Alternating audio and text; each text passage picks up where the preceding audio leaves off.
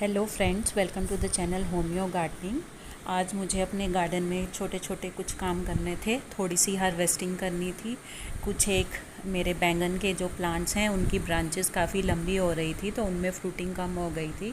तो उनकी ब्रांचेस की मैंने जो टिप्स थी वो पिंचिंग करनी थी उनकी। तो आज का टॉपिक भी हमारा इसी से लिंक्ड है कि कई बार क्या होता है कि हमारे प्लांट्स में जो है वो फ्लावर आना बंद हो जाते हैं, और जब वेजिटेबल प्लांट्स में फ्लावरिंग नहीं होगी तो फ्रूटिंग भी पॉसिबल नहीं होगी। तो देखिए, बहुत सारे कारण होते हैं फ्लावरिंग ना होने के। एक तो ये है कि अगर आपका प्लांट अभी फुल मैच्योरिटी पे अपने नहीं पहुंचा, जैसे हर प्लांट का लाइफ साइकिल होता है, कोई 120 दिन में फ्रूटिंग फ्लावरिंग स्टार्ट करता है, कोई 3 महीने में करता है। तो अगर आपका प्लांट अभी छोटा है हाइट में, जैसे आप ये प्लांट मेरा सामने देख रहे हैं, अगर इससे हम बहुत ज़्यादा फ्रूटिंग और फ्लावरिंग एक्सपेक्ट करेंगे तो इसमें हमारी गलती है, क्योंकि अभी ये इतनी ना इसकी ब्रांचेस हुई हैं, ना ही इतनी इसकी हाइट हुई है कि ये हमें फ्रूट दे सके। दूसरा रीज़न है कि कई बार हमारे प्लांट की हाइट और ब्रांचेस अच्छी खासी होती हैं, लेकिन उनमें बिल्कुल ही फ्लावरिंग जो होती है वो स्टार्ट ही नहीं होती, मतलब उस पर एक भी फूल नहीं आता, ना फल आता है। तो उस केसेस में हम क्या कर सकते हैं, जैसे लास्ट टाइम काफ़ी लोगों ने वीडियोस पोस्ट किए थे 3G कटिंग के ऊपर। तो बैंगन में मैं एग्जैक्टली आपको ये तो नहीं कह सकती कि ये 3G कटिंग होती है, बट मैं क्या करती हूँ कि जैसे आपने बैंगन का पौधा लगाया है, जब उसके 5-6 पत्ते हो जाएं, मेन स्टेम उसकी ऊपर से पिंच कर दीजिए। फिर उसकी जो साइड ब्रांचेस हैं उनमें भी जब 5-5 6-6 लीव्स हो जाएं तो उनकी भी जो टिप्स हैं वो ऊपर से प्रून कर दीजिए, पिंचिंग कर दीजिए। इससे क्या होगा कि जो ब्रांचेस हैं वो ऊपर की ओर बढ़ने की बजाय अपना जो एनर्जी है प्लांट की वो फ्लावरिंग और फ्रूटिंग में लगेगी। और जब हम टिप की पिंचिंग करते हैं तो उतनी ज़्यादा ब्रांचेस और निकलती हैं, फर्दर सब ब्रांचेस। तो जितनी ज़्यादा ब्रांचेस होती हैं उतनी ज़्यादा फ्लावरिंग और उतनी ज़्यादा फ्रूटिंग होती है।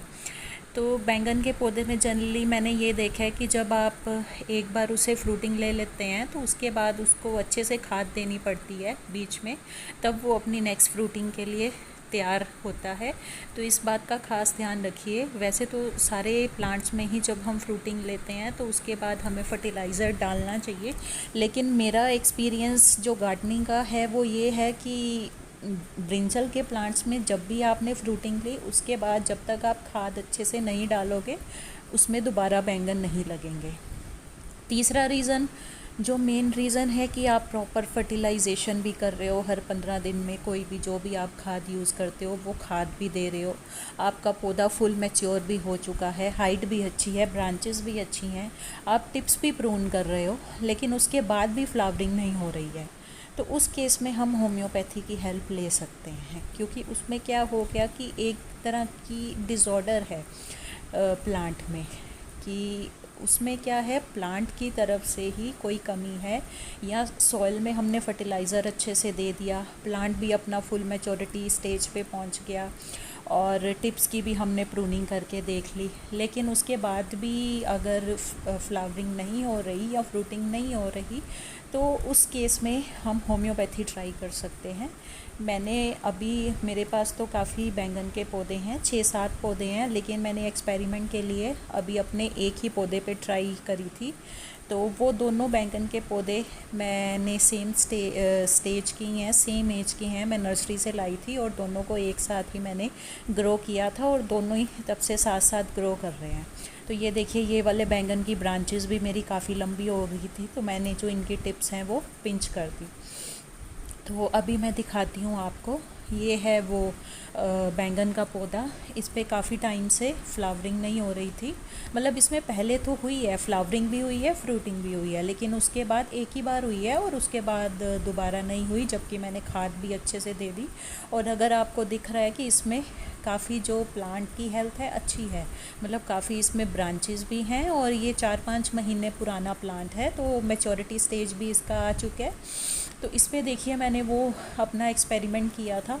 अब आप देखिए कि इस पे कितनी ज़्यादा फ्लावरिंग हो रही है। अगर आप काउंट करें 1 2 3 4 4 तो यहाँ पे जो बड्स हैं फ्लावर की, अभी इस साइड पे भी है फ्लावर। और अभी मैं आपको टर्न करके दिखाती हूँ। ये देखिए बंच ऑफ फ्लावर्स। ये कमाल है होम्योपैथिक मेडिसिन का। और फ्लावरिंग इसमें होगी है तो ऑब्वियसली इसमें से 70% तो फ्रूट बनेंगे ही। एक बैंगन आपको बना दिख भी रहा होगा जो फ्रूट में कन्वर्ट हो गया है। तो पहले इस प्लांट में मतलब सारी फेवरेबल कंडीशंस के बाद भी जो था वो फ्लावरिंग हो ही नहीं रही थी। तो मैंने 4 से 5 दिन वो ट्रीटमेंट किया और अब आपके सामने रिज़ल्ट है। आप देख रहे हैं कि कितनी इसकी हर ब्रांच पे अच्छे से फ्लावरिंग हुई है। और एक ब्रांच मैंने जो आपको दिखाई उसमें तो बंचेस में फ्लावरिंग हुई है और फ्रूट भी बनना स्टार्ट हो गया है। और अभी इसके साथ का जो प्लांट है वो भी मैं आपको दिखाती हूँ कि उस पर क्या रिज़ल्ट है जिस पे मैंने ट्रीटमेंट नहीं किया। ये तो ट्रीटमेंट वाला प्लांट है जो मैंने आपको दिखाया है। देखिए इसमें कैसे गुच्छों में फ्लावरिंग हो रही है और पीछे आपको फ्रूट बना भी दिख रहा है। अब मैं आपको इसके साथ का प्लांट दिखाती हूँ जिसमें मैंने एक्सपेरिमेंट नहीं किया था। ये है इसके साथ का प्लांट। ये दोनों सेम ही एज के हैं, दोनों एक साथ ही मैं नर्सरी से लाई थी, एक ही वैरायटी के थे। तो मैंने आप लोगों को दिखाने के लिए सिर्फ अभी एक ही प्लांट पे ट्राई किया ताकि लाइव रिज़ल्ट आप लोगों को पता लगे और पावर ऑफ होम्योपैथी आप लोग देख सकें कि क्या इफ़ेक्ट होते हैं होम्योपैथिक मेडिसिन के।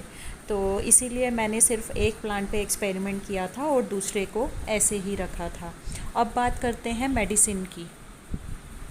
मेडिसिन का नाम है पल्सेटिला 30 पावर में ये आपको लेनी है। पिक्चर आपके सामने है।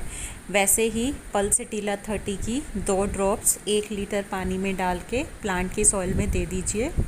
वैसे तो ये जो ट्रीटमेंट है ये 4 दिन लगातार करना होता है। दिन में एक बार पल्सेटिला वाला पानी आपने अपने प्लांट में देना है। लेकिन आजकल क्या है, बारिश हो रही है तो प्लांट सॉइल जल्दी से सूखती नहीं है। तो आप जैसे आज आपने ये पल्सेटिला वाला ट्रीटमेंट दिया तो आप 1 या 2 दिन के बाद दोबारा रिपीट कर सकते हैं, फिर 2 दिन छोड़ के रिपीट कर सकते हैं। तो इस तरीके से आपको 4 डोजेज़ में टोटल ट्रीटमेंट ख़त्म कर देना है। अगर तो आपके यहाँ पे धूप निकल रही है, प्लांट सॉइल सूख रही है तो 4 दिन आप लगातार कर दीजिए, नहीं तो बीच में 1-1 2-2 जो दिन है वो स्किप करके पल्सेटिला वाला पानी अपनी प्लांट सॉइल में दे दीजिए। आज के वीडियो में इतना ही। Thanks for watching.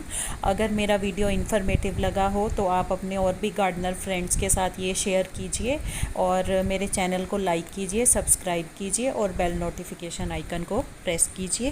Thanks for watching.